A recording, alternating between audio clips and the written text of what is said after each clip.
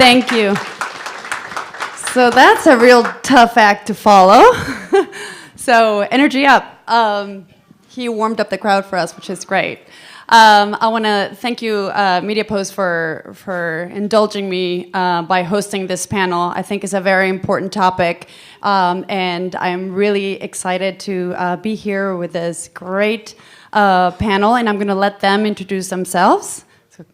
Thank you so much, Tzatzil, for letting me be a part of this panel, and thank you to Mediapost for letting us put this together. My name is Antonio Arellano. I'm the Interim Executive Director of Jolt.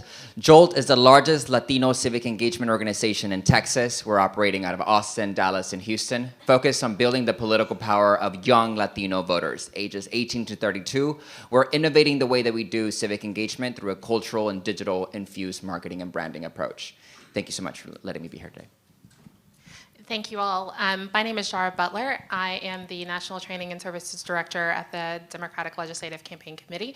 I'm originally a native Texan, but a Virginian. Sorry, Texas. I have been active and involved in politics pretty much since I was very, very young. I'm gonna age myself a little bit, but my first time I remember going out and doing work was for Jesse Jackson with my dad. I'm a blue-collar labor kid who just got very, very fortunate and very blessed to have a career and not just a job. Thank you guys for having me. My name is Santiago Palomino. I am one of the regional organizing directors for Michael Bloomberg in Texas. And yeah, I have some history working on the Beto's presidential and senatorial race as well, and a couple other campaigns behind that. But we're really excited to have this conversation today. Thank you. Okay, and I'm going to kick off this panel with a little fact. Did you know that there are more Hispanics in the U.S. than there are Canadians in Canada? Yeah, you're going to Google it. I know it. Yes. And so we usually refer to Hispanics as the sleeping giant. I'm sure you guys have heard that term because they don't vote. We don't vote in the numbers that represent the population. However, in 2018, we had historical voter turnout. Not just Hispanics, but also Black voters and other minorities. And so, is this a sign that the sleeping giant is starting to wake up? I want to get your opinion. Yeah. No, I think that's a great question, and I think that's a question that the entire country is grappling with, right? The changing demographics in our nation, and what does that mean for political change in this country?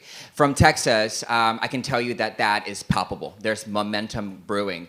From 2014 to 2018, 2 million new voters got added to the voter rolls in Texas. Out of those, 250% participated in an increase, 250% increase of Latino voter participation in the Lone Star State alone in 2018.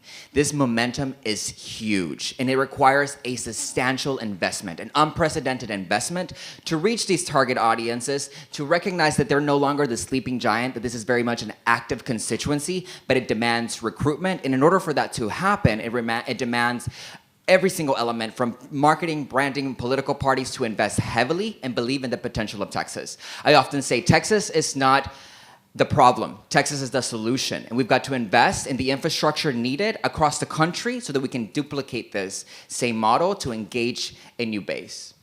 Thank you. I would say, personally, thank God for Black women. Yes. I think that when we think about voting and we think about civil rights, is that the civil rights movement was not just for the Black community, but it was for all marginalized community, because that kicked off something that spread into every movement that we've had. Every modern movement has kind of had its genesis in that moment. But voting is something that I think within the Black community we take very seriously. It's something that we know that you know, I'm very fortunate to have had a grandmother who had to do literacy tests and had to do all of these things and jump through a lot of hoops so that one day her granddaughter wouldn't have to do that. So I take that seriously. But what we saw in 2018, I think it's two pieces. One is the people that were running reflected the electorate. We had more women. We had more people who were part of the LGBTQ community. We had Black women running. We had an increase in Latinos running. We had the face of America running in 2018. And that makes a huge difference when you see yourself reflected in the people who are running, the people who are going to represent you. And that means that that's not something that just happens. It's not something that just happens in a vacuum. It came from a lot of work on the ground, but it also came from the fact that people were mobilized and motivated. And that was through digital strategy. That was through knocking doors. That was from peer-to-peer communication. But it was also had a lot to do with outreach and not neglecting those voters. And I speak specifically about Black voters because generally speaking, we get the blame when things don't go well, but we get the applause when they do. Well, we showed out in 2017 for Doug Jones, and we showed out in Virginia twice now. We showed up and we showed out, and the way that we did that is, and it was led by Black women. But that came from mobilization, that came from aggressive campaigning, and that also came from taking advantage of the modes of communication and how we actually began to target those voters and actually hone in and find out who we missed in 2016 and making sure we don't miss them again in 2018. And we especially need to make sure that we don't miss those folks from 2018 and 2020. And that means that we have to take a different approach and we have to learn the consumption and what content works and what content doesn't. But in order to do that, we have to make sure that we have these people in marginalized communities have a seat at the table. And that means in our organizations, that means in our firms, to make sure that the content that we're including them and that we're not waiting until September or October when most states are already going out to vote. Yeah, I think it's a crucial conversation to have, especially for 2020, how we're going to look at our new targeted groups and the conversation that we're going to have at the doors, and also targeting these voters, right? And also investing in those communities. And it's not just Texas, it's also Georgia, it's also Iowa, it's also Arizona that we're looking at these things. I just got back from the ground in Iowa, and it was really neat to see how local parties were not just doing, posters and whatnot. They were putting these advertisements for these events in Latinx newspapers and radio and TV. And I think that's something that we're seeing parties are starting to learn, that you can't just, talk about one issue when it comes to an entire demographic or community. You have to talk about all the issues at the dinner table, right? And I'm going to add on to the bringing everyone into that circle and making sure that their voice is heard. I think that's something that's crucial. And also having those voices being seen on TV and from those communities, not just here in DC, but back at home, wherever that may be across this country. And I think that's another way we can grab people's attention and, see ratings go up as well. Yeah. So it's really interesting. So you attribute to several issues, like this recent growth in voter turnout, and one of them you're saying, candidates looking like, the voters, but also how big do you think is the impact of all the new platforms that we're using to reach these voters, especially because they're younger and they're, we talked about, cord cutters, but how big of a, would you attribute that, the use of new media and social media? Well, I think that it could be argued that we have a precedent because of social media. This man is in the White House because of Twitter. And because of the impact that he had and the reach that he had because of the masterful use of social media. And I think that if we look at history, we can go back to JFK and the first presidential debate that was broadcasted on television and how that was so consequential. And he used the media of that moment to get himself into the White House. This man has now used the media of this moment to gain political power. And so at Jolt, we recognize that in order to mobilize a young constituency, right? And that's what we're seeing here in America, the electorate becoming increasingly younger, blacker, and browner. We have to innovate the way that we do civic engagement in across the country. And at Jolt, we do a lot of message testing to see what's resonating with our folks, which is 18 to 35-year-old Latinos in Texas, right? How do we connect with this constituency? And the reason that they haven't been brought into the fold historically, and people always say, well, Latinos don't vote, is because they don't see themselves reflected in the political process. And when you historically have never been able to see a Latino governor or Latino mayor or Latina Latina in that position of power, you don't believe that you yourself have the capacity to strive to that. So at Jolt, what we do is everything has a cultural lens, a cultural fuse. We embed and infuse all of our digital and marketing and branding with the voices of the community we seek to represent. We make sure that all of our marketing, our door hangers that we do when we go door knocking has brown and black faces on them, that's got visual art that is culturally rich. And that's how we're connecting with these people. Making themselves see themselves reflected in the process is key. It's crucial. In regards to marketing and branding, you've got to make sure that you have culturally competent communications driven by culturally competent staff. You got to start hiring people that look like the communities you seek to reach out to. We no longer can afford to have someone in a high rise dictate what is connecting with people on the lower level. You need to really bring those people in, bring them into the fold if you want to transform. Going back to social media, I think social media has an incredible amount of power. I mean, if we talk historically how the African American community has been able to organize and mobilize around civil justice issues, imagine if Martin Luther King had Twitter. He would not have just changed America, he would have changed the entire world. We have capacities right now that we don't even know how to utilize. We are not maximizing the impact of social media, but I think that with a younger insurgency of people getting involved in the political process, you'll start to see that change. I talk a lot about Black Twitter.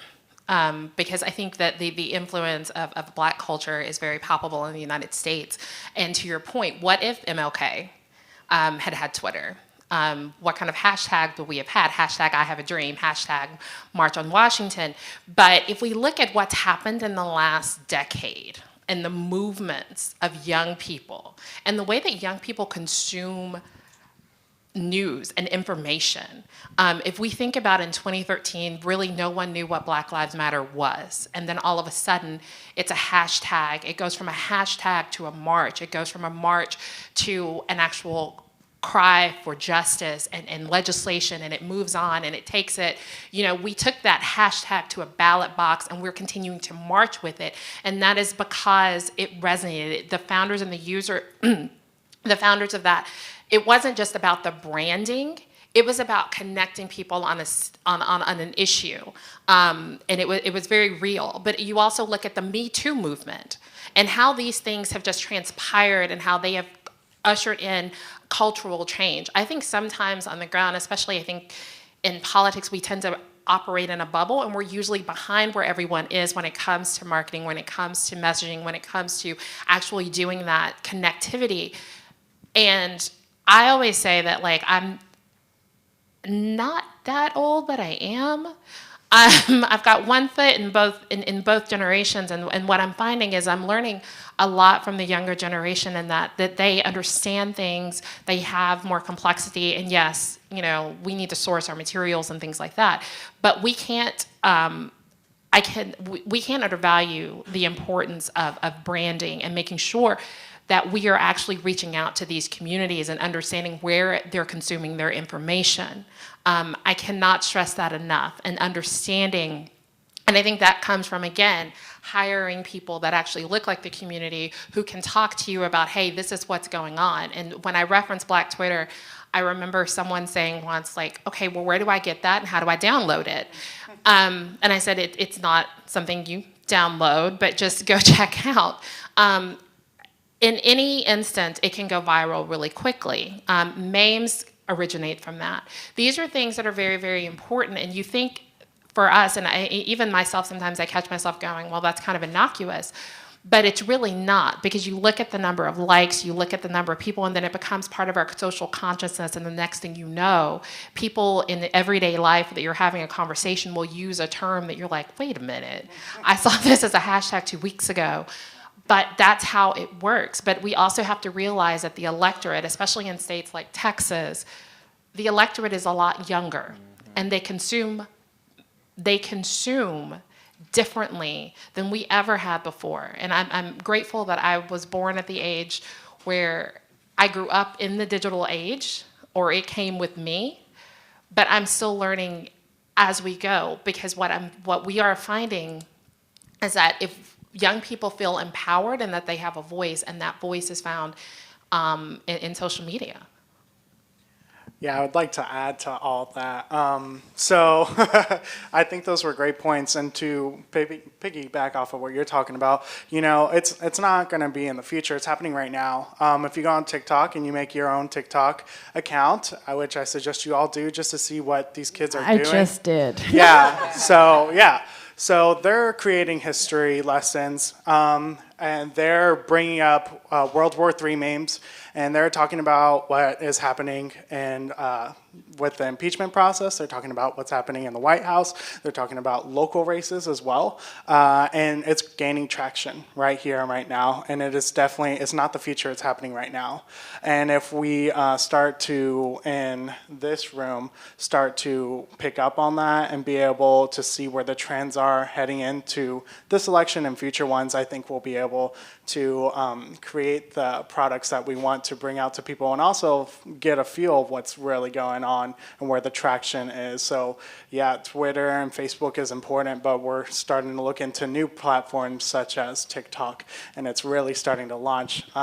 So yeah. So on that note, how much is it going to negatively affect, especially our, targeting our constituencies, the new restrictions, on YouTube, especially YouTube with Hispanics and, and Black, younger voters? How are we going to get around those restrictions moving forward? Yeah, so I think that's a great question, and I think that that's something that we are all actively troubleshooting because it's happening as we're going, right? Like we've just seen in the last couple of months, in the last couple of years, these new elements of additional precaution that these social media platforms are taking to make sure that they don't disseminate false information, and some are taking note and some don't care. As long as the money keeps coming in, they don't mind, right? And so what I think is important is we seldomly realize history when it's happening. It's not till years later that you look back and you say, wow, that was historic. What's happening in this moment in America is historic. I mean, we're 2 blocks away from history being made right now. Right? And so what we need to recognize is that digitally, in the digital sphere, that's the same thing. What our country is experiencing is a digital new age. We just started a new decade. And this decade is going to revolutionize the way that we do politics in America. It's going to require young, new, fresh perspectives. We can't allow the people that have been doing this for 40 years to continue to lead this initiative. We got to take a step back and say we need fresh leadership. And we need to bring in communities of color. From the media perspective, how are we going to do this? We're going to do this by starting to share the experiences of Black women in Alabama, in Mississippi, in Louisiana, the experiences of Latinos in Texas, and not just in Houston or in Dallas or in Austin, but in the Rio Grande Valley, in El Paso, in West Texas, by sharing the lived experiences and the sacrifices. We have colonias in Texas. For those of you who don't know, a colonia is one of the most impoverished congressional districts in the country. Some of these communities don't have water, drinkable water, or electricity, or they're just now getting it. It's 2020, and this is happening in America. But we're so disconnected because the national dialogue is about whether a woman should run for president or not, and whether who lied about it, right? And while that's entertainment, that's not what we need to be focusing on. What we need to be focusing on is how do we begin to bring in communities of color, LGBTQ voices into the fold? How do we begin to prioritize these voices in our segments, in our marketing, in our branding? And when we do that, we will transform America. Mic drop. But I think that's, I think it's very, very important that, as you were talking, I was thinking about Bobby Kennedy. And when Bobby Kennedy did his poverty tour and he went down to the Mississippi Delta and he showed America what poverty looked like. We need that resurgence again. We have it in these small moments. Every now and again, we get something and we get really upset about it. And then, I'm going to write and I'm going to do this, I'm going to do that. And then all of a sudden, we have the attention span of a gnat. So we go back to our next alert. So right now, we're talking about, yes, should a woman be president? Of course. Duh. That shouldn't even be a question. Move on to the next thing. But in the meantime, we still have people that are still being held in prisons. We still have high incarceration rate. We still have a school to prison pipeline that even though we talk about it, we aren't doing anything nationally about it. We still have a Black maternal mortality issue in this country. Ground zero, of course, is you have Texas, but then you also have this issue in other states like Maryland and Virginia and everything else. We can talk about this because it's a crisis, but we're not treating it like a crisis because we don't technically have a hashtag for it. history is happening every day. But the issue is how do you rise above the noise? We have so much noise these days that it's difficult to get your messaging out. So as these platforms begin to look at how do we stop disseminating false information, how do we begin to have those conversations, my question goes back to how do you rise above the noise? Because while they're still trying to figure it out, we still have elections that are coming in November. We still have legislative sessions that are happening right now. So how do you get your message out across these platforms, and how do you get these messages out in a tangible way to the communities that are going to be directly impacted, and how do you share their lived experiences while we're waiting for these platforms to figure out what they're going to do? So the short answer is yes to your question. It is going to hurt minority groups, and that is because predominantly they're working class people that don't have time to sit there and Google and research. They're bringing their kids to school. They are working 3 jobs, and they're not good jobs. And so it's a lot of stress, and the quickest way to find that information is through Facebook sponsors, or the ads that we're seeing on Facebook or whatnot to find Michael Bloomberg or whoever it may be. Facebook's still no, and accepting, it's not. but like YouTube is huge with with Latinos, and so it's a big punch. And so then it goes back to you're going to have to get more creative and create content that people are actually going to want to share and look at and turn heads and be like, oh, okay, this guy kind of seems cool, or this guy kind of seems cool. So that's relying more on like actual organic and the content, the quality of the content, which is storytelling, exactly. Because they don't have time, or they can't afford to sit down and watch on CNN. It's just the truth. So let's talk a little bit about investment and actual dollars. Please. So are campaigns or your organizations or committees, do you think, are they investing not just media dollars, but creating content and their creative assets, staffing? What's your opinion? I think we are.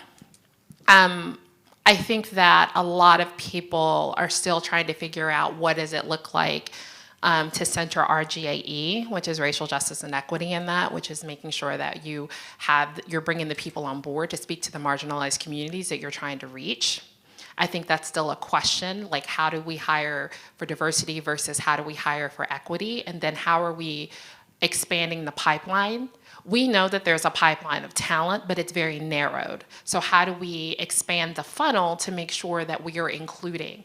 One of the things that I say to young people who are interested in politics, especially young Black and brown students who are interested in politics, as I say this, is the thing that you're studying for, you don't necessarily have to be a political science major. If you're going into business, you can still do politics.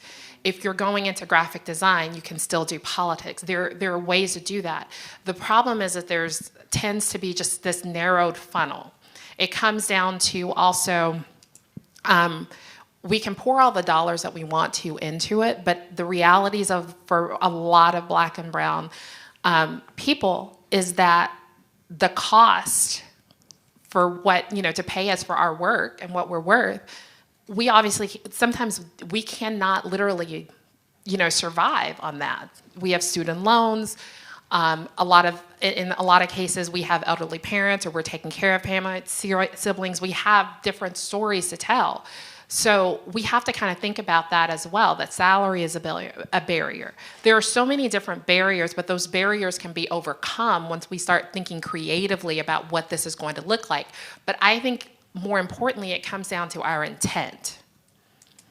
Our intent. And I know that for me, when I'm looking at folks and people who are offering services or anything like that, you always want to ask the question, how many people of color do you have on your staff?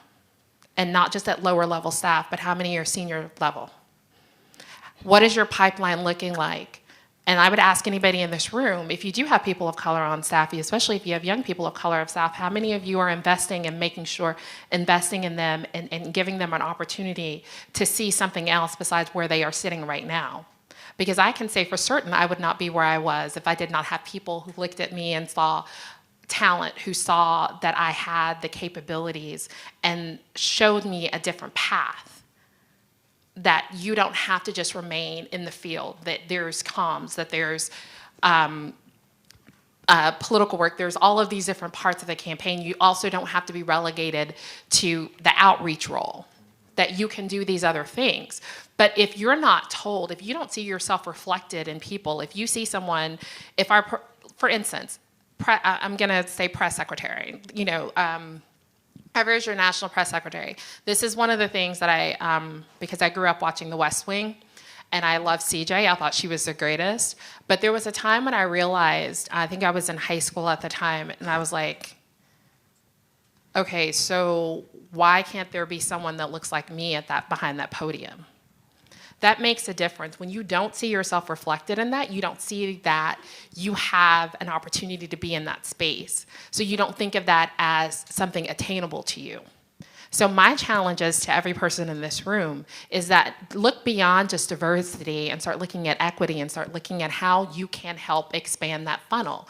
Because let me tell you something, we are not going to make any gains legislatively, politically, or anything until we begin to really make space.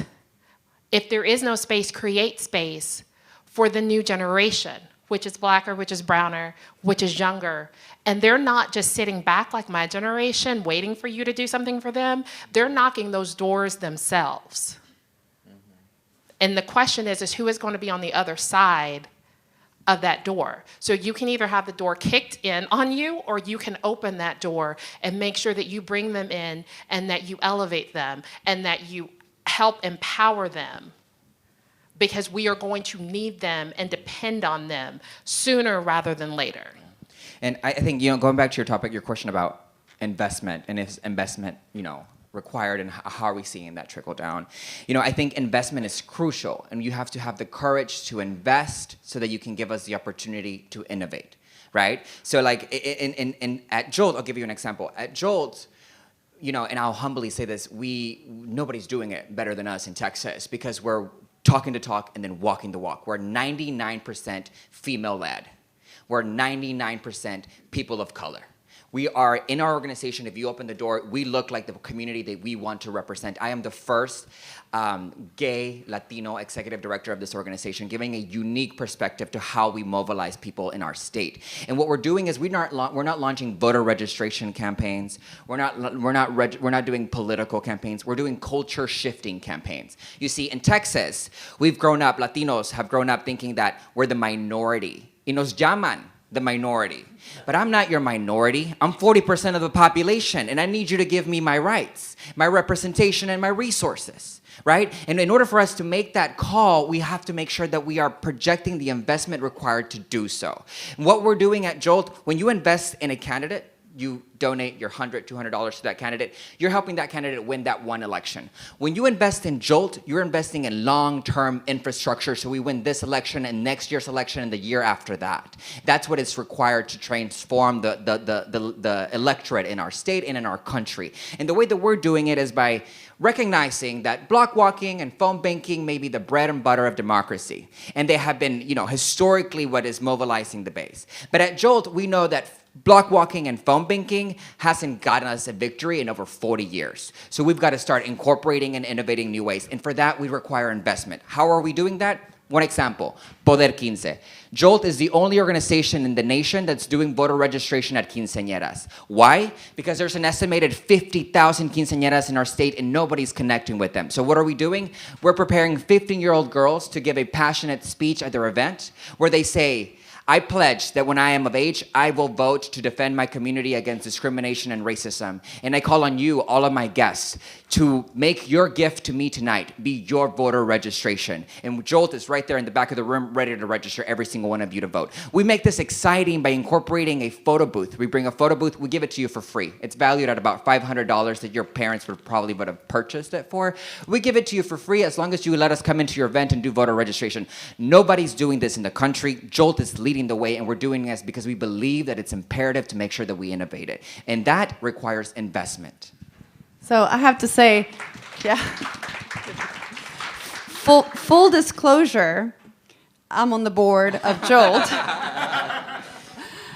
And the reason why is because I was so impressed by this organization about how creative they were with their use of digital media. And they have this artist in residence program. So all their work is very colorful, creative, and they're really ahead of the curve when it comes to maximizing social media. And so I remember I started seeing this artwork, this content out there, and I was like, who's doing that? That's really cool content. And so that's how I got involved with Jolt, because coming from a marketing and advertising background, I thought that they were doing a fantastic job with that compared to, the establishment, the party, especially, Texas Democrats, there's like, you're dealing with like, we always do things this way, right? And so I think here in this panel that in terms of innovation and in the future, not just Texas, but the country, is in that getting creative with the content and telling stories that actually connect with people. One of the challenges that I'm gonna ask you guys about is with campaigns that have very little resources, right? They have a limited media budget, and so they're gonna first invest it in general market, and then if and only if there's still money left, they might throw some money into, Spanish language media. It almost seems like an afterthought and not part of their strategy. How do you, have you encountered that challenge with the campaigns that you have worked at, or how do you convince, that your campaign or your communities to invest just as importantly as a general market, or keep it part of this general strategy, not just an afterthought? Santiago, you want to take it? Yeah. So that's actually a really great question. I am proud to say that I work on a campaign that actually prioritizes these things, and not just in Spanish, but in other languages as well. We're looking into and making sure that we're expanding those resources. But when we're talking about limited money, it does seem like it is an afterthought when it comes to putting in, Spanish resources or other resources and advertising in those languages as well. And something that we haven't spoken about today is the AAPI community. And I have great colleagues that have been working on this kind of work at the Texas Democratic Party and other places. And it is something that we should also highlight here, is that there's also those groups of people as well that are growing quickly and are really getting involved in this work. But when we're talking about those things, I think the quickest way to get that information is to print it out yourself, hand it door to door if you do have such a region where you need to invest in other languages and whatnot. And that is the easiest way to do it when you can't pay for that advertisement, or just create, the theme of the day is creating that content yourself. So that's a free way to do it and get it shared for free. I'll also add, in regards to media spending, you're absolutely right. We're an afterthought. And we've seen it campaign after campaign where, the candidate will invest in a Latino radio commercial or a commercial in Univision, 2 months before the general election, and they'll call that their Latino outreach. And then they'll be sad because the Latinos didn't come out. What do you mean? I put my commercial on Univision. Wasn't that supposed to be, isn't that it? No, that's not it. Here's the thing. You depend on us to win. Black women, particularly, you need to start prioritizing us like you need us, because you do. So you need to invest from the beginning. We cannot be an afterthought. You cannot do your Latino outreach strategy 6 months into the election. You need to have that ready to go when you launch. And you need to start connecting with these people beyond immigration. Look, in Texas, Latinos, we're deeply tied to immigration. 1 out of every 3 Texans are either immigrants or children of immigrants themselves. I come from Michoacan, Mexico. It's our families. When you attack our families, we will come back and vote you out of office, right? But what we need to understand is that we care more than just immigration. We care about healthcare. We care about climate change. We care about racial equity. And you need to start teaching and talking to us about those subjects as well. That requires a media strategy, media spending that goes beyond just the preconceived notions of what you think we care about, right? We're diverse. We're not one message fits all. You need to make sure that you're expending the way that you need to in order to really reach us. You know, I've grown up hearing that in the future, Latinos will be powerful. That in the future, Latinos will be great. That in the future, Latinos are going to be a force to be reckoned with. Well, I'm here to tell you that the future has arrived, and we refuse to wait any longer to be black, brown, and brilliant. I think I just wanted to add that I think it comes down to knowing your community and knowing your constituency. If you are running in an area where you know that, for instance, if you have a district where you know that you have heavy African American, you have a heavy African American presence and you have a heavy Latino presence, then that should be part of your plan. But that also means that that goes into campaign finance and all of those different things, but I think it comes down to know your community. Tip O'Neill said all politics is local, so if you are going to be involved and invested, you have to know that these communities, and the thing that I say consistently, and I will say this probably until I am dead and gone, and then I'm going to come back and haunt and say the same thing. Stop waiting until August, September, and October to go into these communities or thinking one radio ad is sufficient. You should be on every radio station. That can be something free. Black gospel radio stations in some cases have talk time. You can easily get on that for 5 minutes and get your name and get name recognition on that. There are different things that you can do, but you cannot wait until the last minute and then have the expectation that people are going to come out and vote for you just because you say so. You actually have to show the investment and show up where we are. And that means thinking more broadly. That's where digital comes in. That's also where thinking outside of the box. And it also means not just putting the burden of that outreach and that communication, and this is one of the things that is kind of annoying to me, is that we're talking about asking people that are on your staff to expend labor, but not paying them for that labor to do translation or things like that, and not giving them the compensation that they need and taking advantage of their skills to benefit you. There are different things that you can do, but that is one of the things that you should not be doing, because that just shows a lack of investment. If you are going to hire somebody who does speak a second, third, or fourth language, hire them for that and bring them in. Do a Facebook Live, do an Instagram Live, do something constructive and creative with them, but don't just throw them in there September the 12th when early voting starts the next day and say, oh, I did it, and then look at the returns and wonder where these people are. The people were right there. You just missed them. It is not our responsibility to save America. We're all in this together. So therefore, the expectation is that you come to us. We shouldn't have to come to you. And that mind frame and that thought process needs to end, and it needs to end now. Because the future is now. It's not tomorrow. It's right now. It's happening. But if we are not actually making the effort and putting in the time and the talent, and the treasure, the money behind it, we're going to lose an entire generation, and that's going to be on us. Santi? Good. So we're running out of time soon, but 2020 is around the corner, and it's looking likely we're going to have all white candidates at this rate. How do we connect with, in a meaningful way, with voters of color without pandering? to them? I think that's a fantastic question. And, I think it's unfortunate that we won't have any diversity on the stage. I think that that's a huge, huge blind spot for the Democratic Party and also for the Republican Party. I think that we need to start recognizing that we need these voices on the stage and we need to start investing in getting these candidates there. We have to start planning for the next decade. And you said, how are we going to do this? How are we going to make sure that we don't pander, but we engage this community? And that's by showing them their power. You open this with a massive fact. More Latinos in America than Canadians in Canada.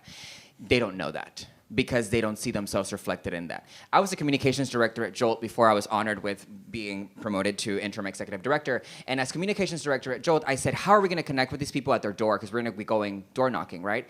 And I said, part of the script is, did you know you're 40% of the population? And did you know that in the next 4 years, this state will be yours and you'll be the majority? They didn't know.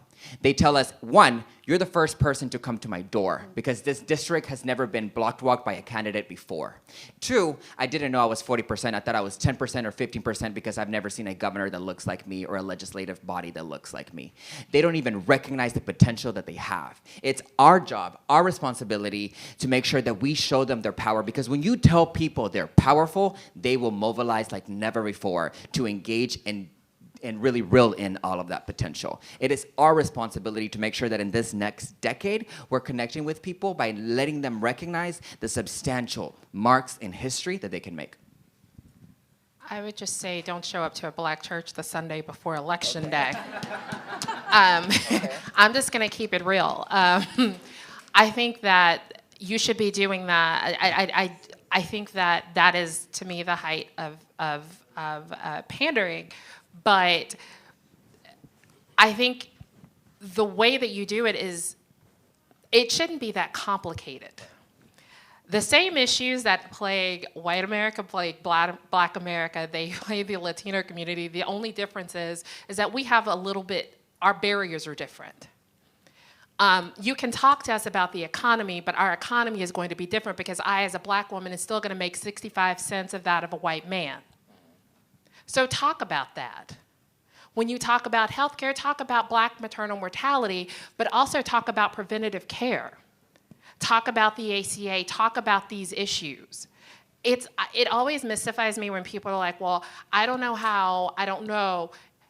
Talk to us. We are still blue-collar workers. We have the same struggles.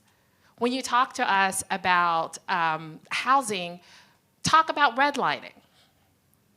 Talk about gentrification, because that impacts us more than any other housing other than affordable housing. But don't mystify it. But don't show up the Sunday before Election Day at a church and then expect souls to the polls, because that's not how it works.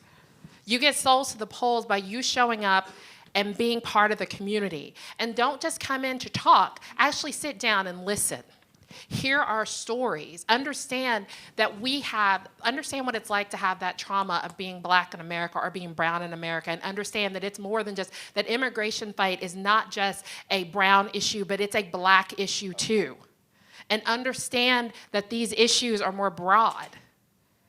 And and this is my final, I'm probably listing off all my pet peeves, but these are the things that drive me crazy.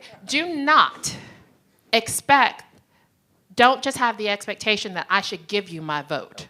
My vote should be earned just like everybody else's. And if you aren't willing to come into my community and earn my vote, then why should I vote for you? Yeah. That is what I would say to these candidates. I think we are blessed that we have some very talented folks that are up there, but I will side-eye you if I see you at my church on Sunday. I will, when you should have been there 2 months ago. But more importantly, I don't care necessarily, I care about you, but who are the people that are sitting beside you? What does your staff look like? How many people look like the people on this panel are not just lower level staff, but are actually senior staff? How many of them are in the room with you? And who is coming with you to these events? Don't just roll up to an HBCU and get in a drum line and think I'm doing my thing. One, you're probably not. Two, Go and learn about the history of these schools. Understand why they need the funding. Understand the legacy and the power that came from these schools, and also understand that Latinos make up a good percentage of the students that are going to HBCU. So don't just tailor your message to one group, tailor it to everybody. I don't think it's that complicated, but apparently it is. So any presidential candidate, hello, I'm giving it to you right now. Don't show up the Sunday before Election Day and talk to us like you talk to everybody else. Not that difficult. That's a good point. Very good points. No. Yeah, I am 100%. So make sure you tell Bloomberg that. Yeah. Make sure he gets the memo. So actually, note to that, this is probably one of the only campaigns, local or the largest campaign that I've been a part of, and I'm very proud of it. We have a very, very, very diverse staff, and they're not lower level staff, which is also important because in other senatorial and presidential, a lot of the organizing staff predominantly is white. And I'm pretty sure many members of the media know that already. But it has really dawned on me these last couple weeks being on this campaign is that we're not just lower level, we're also in the leadership, we're also at the table having these conversations and pulling community members and leaders from all these different communities into this conversation and opening up a new campaign that I've never, frankly, seen before. We've always scrambled at the end to bring in these new marginalized groups and new communities and whatnot, and I think this is the first time I've ever been a part of something that looks like the communities, not just in Texas, but in this country, and that is something that is extremely empowering and shows the kind of commitment that I see in my presidential candidate, and a big red flag for other presidential candidates because I haven't seen that there. And so just moving on from that, I think it comes down to one thing, which is trust. I think in our communities, there's just a lack of trust. There's a lot of promises, a lot of promise campaigns, and we're not seeing the actual results. And there's a lot of just reliance on those voters. And that also goes to the white community too for the Republican Party. We're not seeing results, period, in this country for anybody. And that's not okay anymore, except for but moving on from that, it also starts in televised networks as well. It also starts in businesses and whatnot, is who are you hiring? Do they look like the communities of this country? And, most of the time it's no. Most of the time it is no for our own companies, for our own media outlets, and our campaigns. And this is the first organization that I've been a part of that I can say otherwise. And that has me excited for 2020. Thank you. We went over our time, so I don't know if we have time for questions. Do we have any quick questions? Hi, John McMenamin from Adomni. I think you guys made some very articulate points about messaging and timing and staff and all of that. So I have a quick question for you, and I'd be very curious from your lens in particular the answer to the question. So now you have a Democratic slate that doesn't have any people of color, but it had Julian Castro, former Secretary of Housing and Urban Development, Cory Booker, Mayor of Newark State Senator, Kamala Harris, State Senator, former Attorney General for California. What did they not do right to get the fundraising and the polling numbers to stay in? Well, here. Yeah, we always. We're like. Okay. I would just I think it comes down to the myth of electability. I think that anyone who lived through 2008 knows that that doesn't exist. But people are scared, and so they're running to what they think they know and what they think they're comfortable with. Either one of them would make an amazing commander-in-chief. They would make an amazing president. Their combined IQ, I'm going to be nice. But they're very, very brilliant people. But when it comes down to it, and it is disappointing. I'm not going to lie to you. It is very disappointing. And but the political reality is we've kind of regressed back to this idea of who is an electable candidate.